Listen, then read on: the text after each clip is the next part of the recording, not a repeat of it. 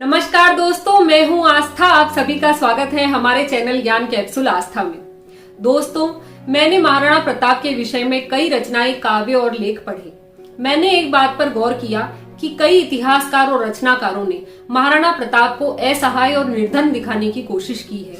उन्होंने महाराणा प्रताप की परिस्थितियों का चित्रण कुछ इस प्रकार किया है कि महाराणा प्रताप अकबर से युद्ध करते करते बहुत ही असहाय हो गए थे, निर्धन हो गए थे। उनके परिवार के पास भरपेट भोजन करने के लिए तक नहीं था। वे इतिहासकार शायद भूल गए हैं कि महाराणा प्रताप के पूर्वज बप्पा रावल ने हिंदू कुश की पहाड़ियों तक शासन किया।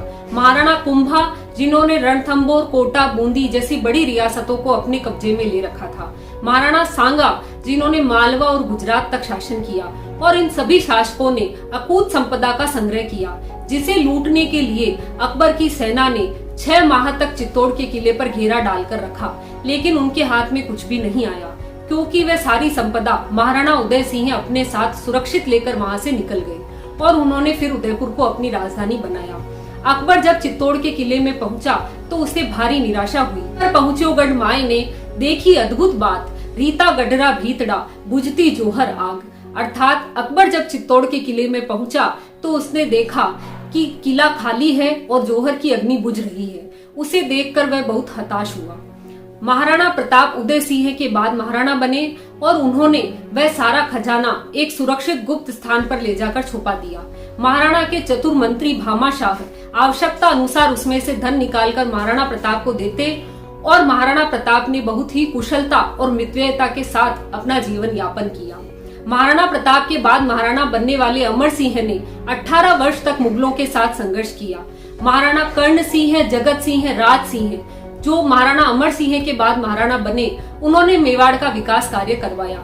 महाराणा जगत सिंह तो इतने उदार थे कि अपने जन्म दिवस पर अपने वजन के बराबर सोना गरीबों में दान किया करते थे। महाराणा जगत सिंह ने ही उदयपुर में लाखों रुपए खर्च कर जगन्नाथ मंदिर का निर्माण किया। महाराणा राज सिंह ने राज संबंध झील का निर्माण किया। महाराणा प्रताप इन सभी के लिए अद्भुत संपदा छोड़कर गए थे, उसी से इन्होंने मेवाड़ का विकास कार्य किया। कहा जाता है, झूठी कविता कहिए न, साची कहता डरिए न। अर्थात झूठा काव्य पाठ कभी नहीं करना चाहिए।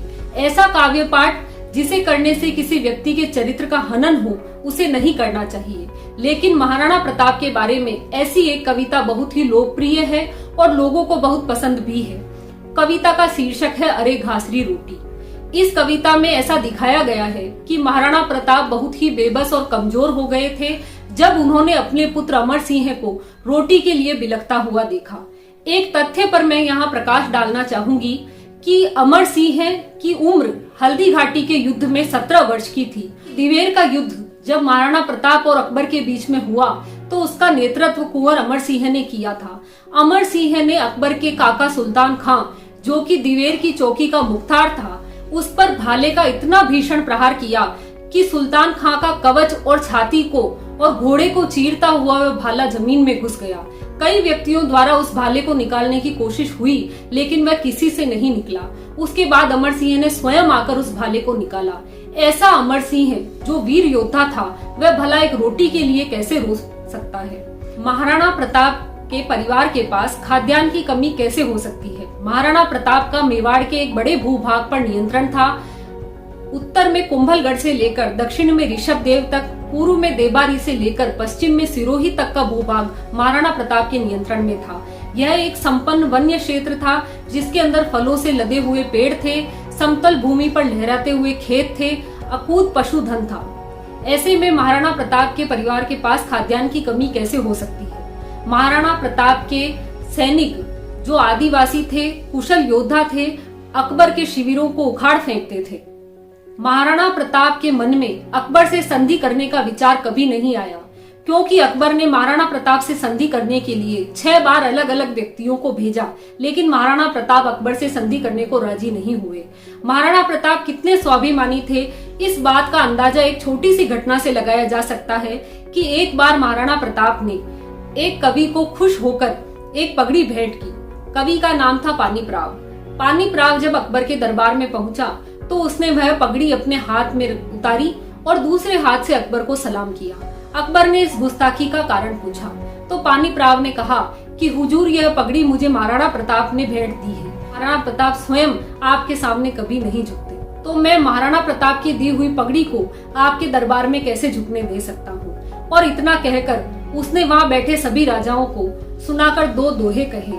कुलहीन भये कुल मलेच्छ मिले, अब कीर्ति सुनात दिसान ही, देन लगे नव रोज नए, तजी नाम प्रथा सु कहावत खा नहीं। अर्थात आप अपने वंश की गौरव और परंपरा को भूलकर मलेच्छों के वंश में विलीन हो रहे हैं और आपकी अपकीर्ति मुझे सभी दिशाओं में सुनाई दे रही है। आप यहाँ नित्य नए नवरोज दे रहे हैं और अपनी नाम और परंपरा को भुलाकर खान कहलाने में अपनी शान समझ रहे हैं। छोत लगी जो अकबर की, जीत ही तित मेटी सके न महान ही, पानी पराग कहे सब राजन, बंदहू राण प्रताप की पान ही। अर्थात अकबर की छाया जहाँ पर पड़ जाती है वहाँ ऐसा दुष्प्रभाव होता है कि बड़े बड़े राजा भी उसे नहीं मिटा सकते।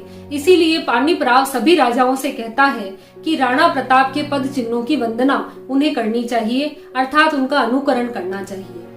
राणा प्रताप इतने स्वाभिमानी थे तो वे अकबर से संधि करने का विचार कैसे कर सकते हैं। यह थी महाराणा प्रताप के जीवन से जुड़ी कुछ तथ्य और घटनाएं। मुझे आशा है यह आपको जरूर अच्छी लगी होगी। अगर यह आपको अच्छी लगी तो वीडियो को लाइक कीजिए, शेयर कीजिए, चैनल को सब्सक्राइब कीजिए। धन्यवाद।